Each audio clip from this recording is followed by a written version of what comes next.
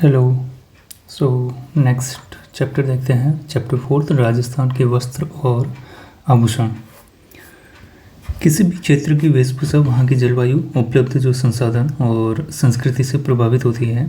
अगर हम राजस्थान की बात करें तो तमाम आधुनिकता के बाद भी यहाँ की वेशभूषा पर संस्कृति की अमिट छाप बरकरार है। राजस्थानी वेशभूषा की सबसे खास बात है इसका रंग बिरंगापन। वैसे तो सभी रंग राजस्थान में प्रयुक्त होते हैं, पर लाल रंग में जितनी विविधता और जितने प्रकार मिलते हैं वो अद्भुत हैं। इसलिए कहा जाता है और कहा भी गया है कि मारुत थारे देश में उपजे तीन रतन, एक ढोला दूजी मारवाण, तीजो कसुमल रंग। अर्थात कसुमल का यहाँ पर जो अर्थ है वो है लाल रंग। तो इसी कसुमल रंग पर जो है वो RS 2024 में भी क्वेश्चन पूछा जा चुका है। लेट्स स्टार्ट विद द पुरुष परिधान की पुरुषों के द्वारा पहने जाने वाले परिधानों की बात करते हैं हम। कालीबंगा और आहर सभ्यता के काल से ही राजस्थान में सूती वस्त्रों का चलन रहा है। इन स्थानों से उत्खनन में प्राप्त कई कातने के चक्र और तकली इस बात के प्रमाण हैं कि उस काल के लोग रुई के वस्त्रों का उपयोग करते थे। तो किस वजह से हम ये अनुमान लगा पाते हैं कि रुई का उपयोग जो है वो हड़प्पा सभ्यता में, कालीबंगा और आहर सभ्यता में रहा होगा। तो उसके जो अवशेष मिलते हैं वो कातन के चक्र मिलते हैं और तकली मिलती है, जो कि रुई को काटने के काम आते हैं। चक्र और तकली से हम रुई को काटते हैं और रुई के काटने से वस्त्र का निर्माण होता है आगे जाके। तो रुई के जो है वो वस्त्र का निर्माण उस समय भी किया जाता होगा कपास से। जनसाधारण में वस्त्रों का प्रचलन कम था। यह परिपाटी में हमें आज भी दिखाई देती है, जहाँ राजस्थान में प्रत्येक गांव में धोती और ऊपर ओढ़ने के लिए पछेवड़े, ठीक है। तो पछेवड़े कहाँ पहने जाते हैं? धोती के ऊपर पहने जाते हैं, ठीक है। यानी कि कमर के नीचे वाले भाग में जो है वो धोती पहनी जाती है गांव में, और ऊपर वाले भाग में जो धड़ प्रदेश है हमारा, वहाँ पछेवड़े पहने जाते हैं। तो पछेवड़े के सिवाय अन्य वस्त्रों का प्रयोग हम कम ही करते हैं। सामान्यतः यह देखा जाता है राजस्थानी ग्रामीण सभ्यता में। सर्दी में अंगरखी का प्रयोग प्राचीन परंपरा के अनुकूल है। विभिन्न प्रमाणों से ज्ञात होता है कि राजस्थान में पुरुषों में छुपे हुए तथा काम वाले वस्त्रों को पहनने का प्रचलन था। एक तरीके से प्रिंटेड जो वस्त्र होते हैं और जो काम वाले जो वस्त्र होते हैं उनको पहनने का जो है वो यहाँ प्रचलन देखने मिलता है राजस्थान के पुरुषों में। इसके अलावा सिर पर गोलाकार मोटी पगड़ी, पल्लों को लटका कर पहनी जाती थी। धोती जो थी वो घुटनों और अंगरखी जांघों तक होती थी। विविध व्यवसाय करने वालों के परिधानों में भी कुछ अंतर देखने को मिलता है। राजस्थान में चित्रित अनेक कल्पसूत्र सामान्य व्यक्ति से लेकर राजा महाराजाओं के परिधान पर अच्छा प्रकाश डालते हैं। इसमें राजाओं के मुकुट, पल्ले वाली पगड़ियाँ, दुपट्टे, कसीदा की हुई धोतियाँ और मोटे अंगरखे बड़े रोचक दिखाई देते हैं। मुगलों के संपर्क से इन परिधानों में विविधता और परिवर्तन आया।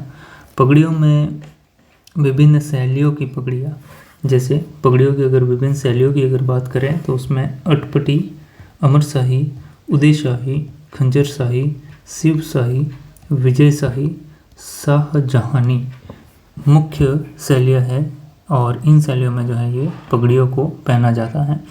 विविध पेशे के लोगों में पगड़ी के पेच और आकार में अंतर होता है। सुनार, जैसे बात करें सुनार की, तो सुनार आटे वाली पगड़ी जो है वो पहना करते हैं। इसी तरीके से बंजारों की बात करें तो बंजारे मोटी पट्टेदार पगड़ी का प्रयोग करते हैं। इसके अलावा मौसम के अनुसार रंगीन पगड़ियाँ भी पहनने का रिवाज था। मोचड़े की जो पगड़ी है वो विवाह उत्सव पर पहनी जाने वाली पगड़ी है। लहरिया श्रावण में पहनी जाने वाली पगड़ी है। दशहरे पर मदिल शैली की पगड़ी पहनी जाती है। इसी प्रकार फूल पत्ती की चपाई वाली पगड़ी भी पहनी जाती है, जो कि होली के अवसर पर पहनी जाती हैं। पगड़ी को चमकीली बनाने के लिए तुर्रे, सरपेच, बालाबंदी, दुगदुगी, गोस पेच, पछेवड़ी, लटकन, फतेह पेच आदि का प्रयोग होता था। तो ये इन सब का प्रयोग किस लिए होता था? पगड़ी को चमकीला बनाने के लिए। उच्च वर्ग के लोग चीरा और फेटा बांधते थे। इसके अलावा तो चीरा का संबंध और फेटे का संबंध भी किससे है? पगड़ी से है। अब वस्त्रों में पगड़ी का महत्वपूर्ण स्थान था। अपने गौरव की रक्षा के लिए आज भी राजस्थान में यह कहावत प्रचलित है कि पगड़ी की लाज रखना, अर्थात पगड़ी जो थी वो गौरव से ताल्लुक़ रखती है। इसका प्रयोग तेज धूप से सिर की रक्षा के साथ साथ व्यक्ति की सामाजिक स्थिति और धार्मिक भावना को व्यक्त करने के लिए भी किया जाता था। राजस्थान में पगड़ी के द्वारा विवाह आदि उत्सवों में सम्मान देने की प्रथा आज भी विद्यमान है। अब बात करते हैं अंगरखी की। अंगरखी जो सामान्य जन का पहनावा था, समय के अनुसार परिवर्तित हुई और इसे विविध नामों से पुकारा जाता है। अंगरखी को विभिन्न प्रकार और आकार में बनाया जाने लगा, जिन्हें तनसुख, दुतई, गाभा, गदर, मिर्जाई, डोडी, कानो, डगला, ये सभी क्या है? अंगरखी के प्रकार हैं। सर्दी के मौसम में इनमें रुई भरी जाती थी। शरद ऋतु में कंधों पर खेस और शाल, पामड़ी डाल लिए जाते थे। इसी प्रकार अब पुरुष वेशभूषा के मामले में लगभग संपूर्ण भारत ने पश्चिमी वेशभूषा को अपना लिया है। पैंट कमीज सर्व स्वीकृत परिधान बन गए हैं। फिर भी राजस्थान का बंद गला या जोधपुरी कोट अलग से अपनी पहचान बनाए हुए हैं। अब बात करते हैं स्त्री परिधानों की। जिस प्रकार पुरुष परिधानों के अनेक प्रमाण उपलब्ध हैं, उसी प्रकार स्त्रियों के परिधानों के प्रमाण भी प्राप्त होते हैं। प्रारंभिक मध्यकाल में अगर बात करें तो स्त्रियां एक विशेष प्रकार का अधोवस्त्र पहनती थी, जो अब राजस्थान में घाघरा नाम से प्रचलित है। पूर्व मध्यकाल तक स्त्रियों की वेशभूषा में अलंकरण, छपाई और कसीदे का काम प्रचलित था। राजस्थान की घुमक्कड़ जाति की और आदिवासी स्त्रियों की वेशभूषा में यह परंपरा आज भी देखने को मिलती है, जहाँ पर अलंकरण, छपाई और कसीदाकारी जो है वो मुख्य विशेषता है। प्रारंभ में जो अधोवस्त्र कमर में लटका जाता था, लपेटा जाता था, वही कालांतर में घाघरा और घेरदार कली वाला घाघरा बना। इसका छोटा सा रूप लहंगा होता है। ऊपर पहने जाने वाले वस्त्रों में कुर्ती विशेष रूप से उल्लेखनीय होती हैं। आज भी मारवाड़ में इसका प्रचलन बहुतायत में देखने को मिलता है। कुर्ती के नीचे कांचली अर्थात बाहा वाली अंगिया पहनी जाती हैं। कांचली जो है या बाहा वाली अंगिया का संबंध किस परिधान से है? तो वो है कुर्ती। साड़ियों के विभिन्न नाम प्रचलित थे, जैसे चोल, निचोल, पट, दुकुल, अंसुक, वसन, चिर पटोरी, चोरसो, ओढ़नी, चुंदड़ी, दोहरा वाली और साड़ी। तो ये सभी साड़ियों के विविध प्रचलित नाम हैं। चुंदड़ी और लहरिया राजस्थान की प्रमुख साड़ियों में आती है। स्त्रियों के परिधान के लिए कई प्रकार के कपड़े प्रचलित हैं, जिन्हें जामादानी, किमखाब, टसर, चीट, मलमल, मखमल, पारचा, मसरू, चिक, इलायची, महमूदी चिक, मीर ए बादला, नरंग शाही, बहादुर शाही, फरूक शाही, चिट्ठ, बाफ्ता, मोमजामा, गंगा जली। तो ये सभी क्या हो जाता है? स्त्री के परिधानों के लिए जो कपड़े हैं उनके ये नाम हैं। अब देखते हैं राजस्थान के वस्त्र उद्योग की प्रमुख विशेषताओं की अगर बात करें तो सवाई जयसिंह जी के द्वारा स्थापित 36 कारखानों में से, ठीक है, तो सवाई जयसिंह ने कितने कारखाने स्थापित करवाए थे? 36 कारखानों की स्थापना करवाई थी और उनमें से कुछ वस्त्रों से भी संबंधित थे। सीवन खाना, रंग खाना, छापा खाना, जहाँ क्रमशः कपड़े सिले जाते थे, रंगे जाते थे और छापे जाते थे। तो सीवन खाना के अंदर कपड़े सिले जाते थे, रंग खाना में उन पर रंगाई होती थी और छापा खाना में उन पर छापाई होती थी। सामान्यतः रंगाई का काम रंगरेज या नीलगर करते हैं। रंगे जाने वाले वस्त्रों में पगड़िया, साफर, ओढ़नी, घाघरे अंगरखी प्रमुख होते हैं। रंगाई के प्रमुख प्रकार, अगर बात करें रंगाई के प्रमुख प्रकारों की, तो पोमचा, लहरिया और चुनरी एक तरीके से रंगाई के प्रकार देखने को मिलते हैं। इसके अलावा रंगरेज, चौकड़ी का जाल, पतंगा और धनक, ये आदि भाते भी जो है वो रंगाई करने में देखने को मिलती हैं। पोमचे की अगर बात करें कि पोमचा क्या है, तो पोमचे का अर्थ होता है कमल फूल के अभिप्राय युक्त ओढ़नी से है।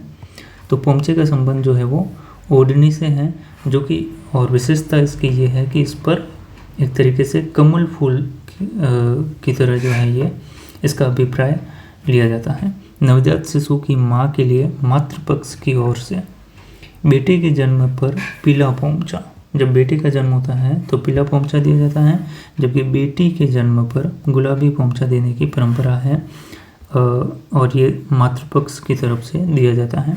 श्रावण में विशेषकर जब तीज का अवसर होता है, उस पर राजस्थान की स्त्रियां लहरिया बात की ओढ़नी तथा पुरुष लहरिया पगड़ी पहनते हैं।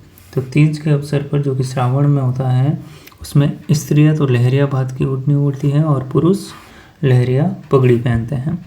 लहरिया 1, 2, 3, 5 और 7 रंगों में बनाए जाते हैं।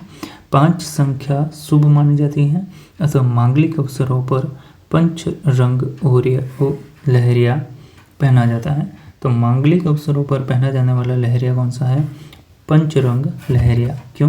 क्योंकि 5 रंगों वाला जो है 5 संख्या को शुभ माना जाता है। लहरिये की कई बातें प्रचलित है, बातें भी प्रचलित है किसकी? लहरिये की। जैसे प्रताप शाही लहरिया का उल्लेख साहित्य में मिलता है। जयपुर के रंगरेज और नीलगर राजाशाही लहरिया रंगते थे। इसमें चमकदार गुलाबी रंग की आड़ी रेखाएं बनती थी। यदि आड़ी धारियाँ केवल एक ओर से हो तो वो लहरिया तथा दोनों ओर से एक दूसरे को काटती हुई आ रही हो तो उसे मोठड़ा कहा जाता है। तो ये बेसिकली लहरिया और मोठड़ा की विशेषता क्या है? जब आड़ी धारियाँ एक तरफ से हो तब तो उसे लहरिया कहेंगे, और दोनों ओर से एक दूसरे को काटती हुई आड़ी धारियाँ हो तो उसे मोठड़ा कहेंगे। लेकिन मोठड़ा भी क्या है? और ये मोठड़ा और लहरिया दोनों क्या है? ये जो है वो पगड़ी की जो है एक तरीके की रूप है। नाउ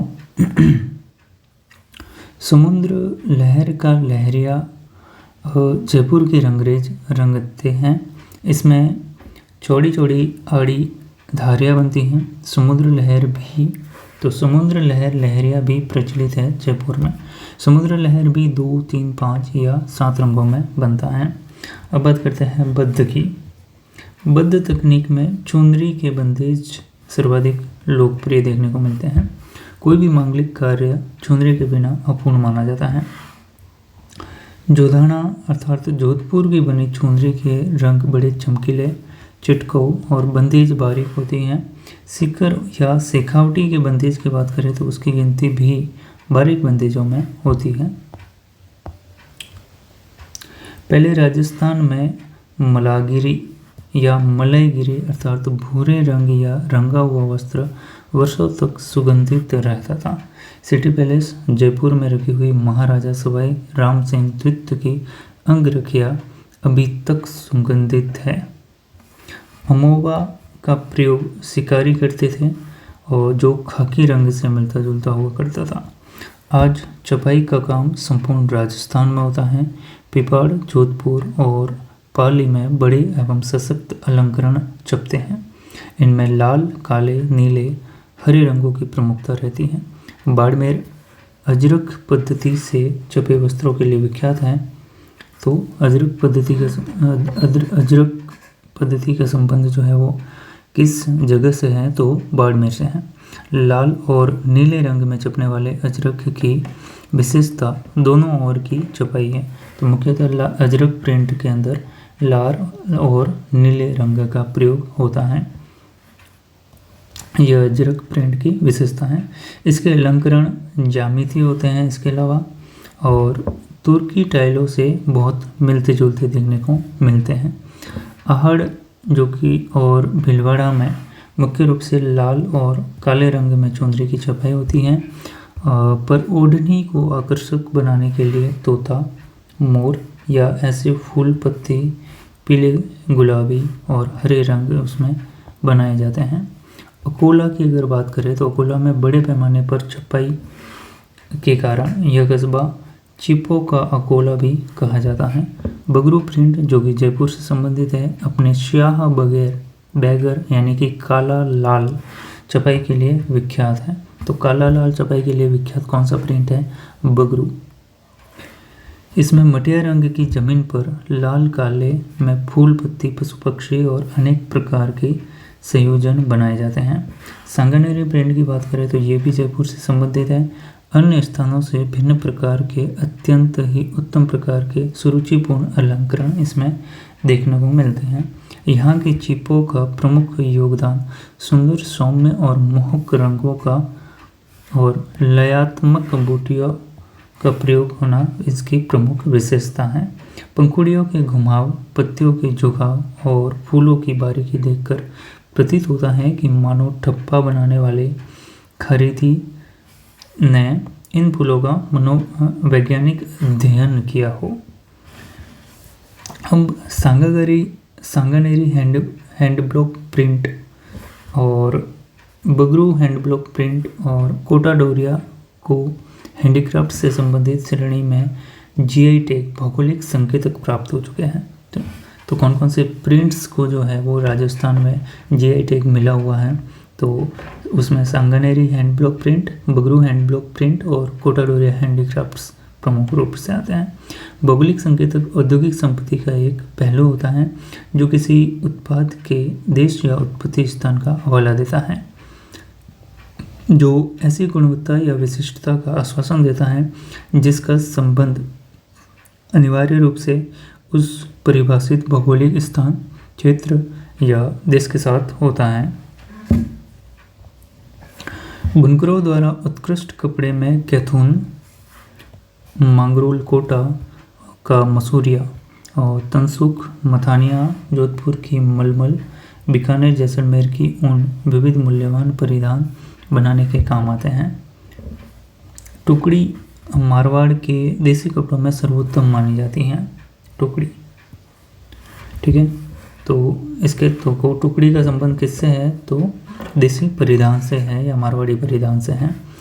बेसिकली टुकड़ी जो है वो जालोर और मारोट कस्बों में अच्छी तरीके से बनती हैं। वस्त्रों को सजाने के लिए चटापटी के अंतर्गत किसी आकृति को कपड़े में काटकर दूसरे कपड़े पर टांग दिया जाता था। इसका प्रयोग जानवरों के वस्त्रों, ऊंट, बैल आदि की झूले, बहली, रथ आदि के पर्दे और तंबू गनातों को सजाने के लिए भी किया जाता है। किसका प्रयोग? चटापटी का प्रयोग, जो कि वस्त्रों को सजाने के लिए किया जाता है। वस्त्रों को भड़कीला बनाने के लिए गोटा भी टाका जाता है। सूती ताने पर बादले के बाने से बुनी बैल को गोटा कहते हैं। गोटा, लंपा, लप्पी, बाकड़ी आदि इसके विविध प्रकार है। किसके? गोटा के, ठीक है। सो बादले के बाने से बुनी बेल जो होती हैं सूती ताने पर जो बुनी जाती हैं उसे गोटा कहा जाता है। चौड़ाई के अनुसार गोटा चौमास्या, अब चौड़ाई के अनुसार देखा जाए तो गोटे चौमास्या भी होते हैं और 8 मास्या भी होता है। ये 2 प्रकार है इसके। चौड़ा गोटा लप्पा और कम चौड़ाई वाला लप्पी कहलाता है, ठीक है। राजस्थान में सीकर जिले का खंडेला कस्बा, सीकर जिले में जो खंडेला कस्बा पड़ता है वो गोटा उद्योग का प्रसिद्ध केंद्र के रूप में विख्यात है। सीकर और झुंझुनू की बात करें तो वहाँ की स्त्रियाँ लाल गोटे की ओढ़नियों पर कसीदे का काम करती हैं, जिनमें ऊंट, मोर, बैल, हाथी, घोड़े बने हुए होते हैं। शेखावटी की बात करें तो शेखावटी में अलग अलग रंग के कपड़ों को विविध डिजाइनों में काट कर कपड़े पर सिलाई की जाती हैं और इसे पैच वर्क कहा जाता है। सो पैच वर्क का संबंध किससे है या किस जगह से है? तो शेखावटी से है और इसमें जो है वो कपड़े की सिलाई से संबंधित यह कार्य है पैच वर्क। वस्त्रों को सजाने के लिए रेशम, कलाबूट और बादली से कढ़ाई की जाती है। पूर्वी और दक्षिणी राजस्थान की अगर बात करें तो यहाँ उल्टी बखिया, चैन और लंबे छोटे टाँकों से बड़ी बारीकी ढंग की कढ़ाई होती है। पुरुषों के वस्त्र, जामा, चूगा, अंगरखी आदि पर कढ़ाई की जाती है। अगर उत्तरी राजस्थान की बात करें तो पश्चिमी उत्तरी राजस्थान में चमकीले रंग के रेशम से लाल काले रंग के कपड़े मोटे मोटे टाकों से भराव करके और बीच बीच में शीशे के टुकड़ों का भी जमाव देखने को मिलता है, और जो वस्त्रों को थोड़ा भड़कीला बनाते हैं। और इनका प्रयोग बेसिकली जैसलमेर, बाड़मेर आदि क्षेत्रों में ऐसी कढ़ाई आज भी देखने को मिलती है। अब बात करते हैं आभूषण की। आभूषण जो है वो सुंदर दिखाई देना प्रत्येक मनुष्य की चाह होती है और उसी परिप्रेक्ष्य में इनका यूज किया जाता है। राजस्थान के निवासी इसके अपवाद नहीं है। स्त्रियों में यह चाह कदाचित पुरुषों की तुलना में थोड़ी सी अधिक होती है। राजस्थान में प्राचीन काल से ही आभूषण के प्रयोग के प्रमाण मिलते हैं। कालीबंगा और आहड़ सभ्यता की अगर बात करें तो उस काल में भी स्त्रियां मिट्टी और चमकदार जो पत्थर हैं उनके आभूषण धारण किया करती थी। कुछ शुंगकालीन मिट्टी के खिलौनों और फलकों से यह ज्ञात होता है कि स्त्रियां हाथों में चूड़ियाँ और कड़े, इसके अलावा पैरों में खड़वे और गले में लटकन वाले हार पहनती थी। ये सोने, चांदी, मोती और रंगों से निर्मित हुआ करते थे। निर्धन स्त्रियां जो हैं वो कांसा, पीतल, तांबा, कौड़ी, सीप और मूंगे के गहनों से खुद को सजाती थी। हाथी दांत से निर्मित जो आभूषण हैं वो भी प्रयुक्त किए जाते थे। मध्यकाल तक आभूषणों की बनावट में काफ़ी परिवर्तन होता है। तत्कालीन साहित्य और शिल्प में इसकी अनेक बानगियाँ देखी जा सकती हैं। ओशिया, नागदा, दिलवाड़ा, कुंभलगढ़ आदि मूर्तियों में कुंडल, हार, बाजूबंद, कंकड़, नूपुर, मुद्रिका आदि अनेक रूप देखने को मिलते हैं और आकार प्रकार दृष्टिगत होते हैं।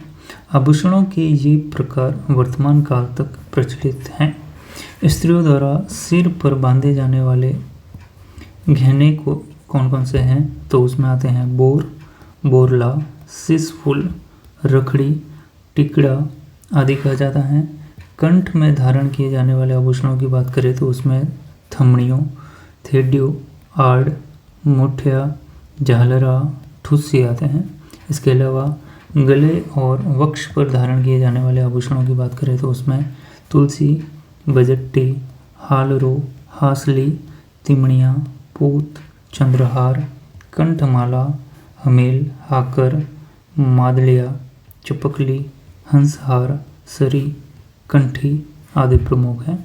इसी प्रकार कानों की बात करें तो कानों में पहने जाने वाले आभूषणों के अंतर्गत कर्णफूल, पीपल पत्रा, फूल झुमका, अंगूठिया, झेला, लटकन, टोटी आदि जो है वो हाथों में आदि पहने जाते हैं। इसके अलावा हाथों में पहने जाने वाले आभूषणों में कंकण, मोकड़ी जो कि लाख से निर्मित होती है, तात्रिया जो कि कांच की चूड़ी होती है, नोगरी, छाट, गजरा, गोखरू, चूड़ी प्रमुख होती हैं। उंगलियों में जो है वो बीटी पहनी जाती है। दामना, हथपान, चड़ा और पाँवों में कड़ा, लंगर, पायल, पायजेब, घुंघरू, नुपुर, झांझर, नेवरी आदि पहने जाते हैं। नाक की बात करें तो नाक में नथ, बेसर, बारी, भोगली, कांटा, चूनी, चौप, बवरकड़ी पहने जाते हैं। इसी प्रकार कमर में कंदोरा, करधनी पहने जाते हैं। दांतों की बात करें तो दांतों में सोने के पत्थर की खूल बनाकर चढ़ाई जाती है जिसे रखन कहा जाता है। किसी स्त्री द्वारा दांतों के बीच में सोने की कील जड़वाना, ठीक है, किसी स्त्री के द्वारा जब दांतों के बीच में सोने की कील जड़वाई जाती है तो उसे चुप कहा जाता है। चुप। राजस्थान में पुरुष भी अनेक प्रकार के आभूषण पहनते हैं। तो पुरुषों के अगर आभूषणों की बात करें तो उसमें कानों में मुर्किया, लौंग, झाले, चैलकड़ी, हाथों में बाजूबंद, कड़ा, नरमुख और उंगलियों में अंगूठी, बिठिया, मुंदड़ियाँ आदि पहनने का रिवाज था। वो अब काफ़ी कम हो गया है, लेकिन ग्रामीण क्षेत्रों में अब भी ये आभूषण पहने जाते हैं। बच्चों को भी विविध प्रकार के आभूषण पहनाए जाते हैं। बच्चों के कंठ में हुसली, हाथ में और पाँवों में कड़े और कानों में मोती या लुंग पहनाए जाते हैं। हाथ और पाँवों के कड़ों को कडुलिया कहा जाता है, ठीक है। और पाँवों में पहनाई जाने वाली जो पतली सांकली होती है, जिसमें घुंघरिया फांद दी जाती हैं, झाजरिया या झाजरिया कहलाती हैं। इसे पैंजनी भी कहा जाता है, ठीक है। पाँवों में पहनने वाली जो पतली सांकली होती है उसे पैंजनी भी कहा जाता है, और या फिर इसे झाजरिया या झांझरिया भी कहा जाता है। राती जो है, राती चित्री में सोने का खेरा, मूंग का आखा, रत चंदन बांध कर तैयार किया गया, और बच्चों के गले या कंठ का श्रृंगार, जिससे रत्यावड़ी, गांठ गुमड़े नहीं होते हैं। इसके अलावा इनको नजरिया भी कहा जाता है। बच्चों का कान छिदवा करके सोने और जस्ते की कुड़क पहना दी जाती हैं, और बाद में इन्हीं छिद्रों में जो है वो मोती, लुंग, गुंदड़ा, मुर्की, बाली आदि आभूषण जो है वो पहनाए जा सकते हैं। ठोस सोने की जो कुड़क होती है उसे मुर्की कहा जाता है, ठीक है। अब ये स्त्री के परिधान हैं जो कि निम्न रूप से पहने जाते हैं, जैसे कि सिर पर रकड़ी या बोर पहनी जाती हैं। इसी प्रकार सिर के आगे वाले भाग में टीला या सिसफुल बांधा जाता है। इसके अलावा झेला, टोटी, खुडाली, थमनियों, बजंटी, लौंग और कांटो जो अलग अलग जगह पे पहनी जाती हैं। गले में हाथ लोग पहनी जाती हैं। इसी प्रकार पैर में पहने जाने वाली जो है आभूषण, उसमें कड़ा है, टणका है, आंवला है, हीरा नामी मक्या है, चौपुली नेवरी है, जीवी है, कड़ा, तोड़ा और छड़ा है। हाथ या बाजू में पहने जाने वाले, तो बाजू में बाजू, बुजबल या अणत और टड्डी पहनी जाती हैं। इसके अलावा कलाई में गोखरू, चूड़, नोगरी और ओबका पहना जाता है, और अंगूठे में और अंगुलियों में मुंदड़ी और बीटी पहनी जाती हैं। और इसके अलावा जो हथेली के अपोजिट साइड में पहना जाता है उसे हथफूल कहते हैं। राजस्थान में आभूषण निर्माण की भी बहुत समृद्ध परंपरा रही है। राजस्थान की राजधानी जयपुर की स्थापना के समय इसके संस्थापक के मनोमस्तिष्क में आभूषण की कितनी महत्ता थी, इसका भान इस बात से होता है कि उन्होंने जयपुर की प्रमुख बाजार का नाम जौहरी बाजार रखा था। यहाँ की सबसे प्रमुख चौपड़ का नाम उन्होंने माणक चौक रखा, क्योंकि माणक को रत्नों का सरताज माना जाता है। वर्तमान में जयपुर अपने आभूषणों और रत्न व्यवसाय के लिए विश्व प्रसिद्ध हैं। राजस्थान के कुछ नगर अपनी विशिष्ट आभूषण निर्माण शैली के लिए भी प्रसिद्ध माने जाते हैं। फॉर एग्जाम्पल, नाथद्वारा श्रीनाथ जी की नगरी है, जो अपने चांदी के आभूषण तारकसी जैसे धातु के बारीक तारों से निर्मित की जाती हैं, उसके लिए प्रसिद्ध हैं। इसी प्रकार प्रतापगढ़ की थेवा कला, जिसमें कांच के बीच में सोने की बारीक काम किया जाता है, उसके लिए प्रसिद्ध है, जो पूरे देश में अपनी अलग पहचान बनाए हुए हैं। सो ये आभूषण वाला चैप्टर यहीं समाप्त होता है। आगे हम देखेंगे नेक्स्ट चैप्टर। बाय।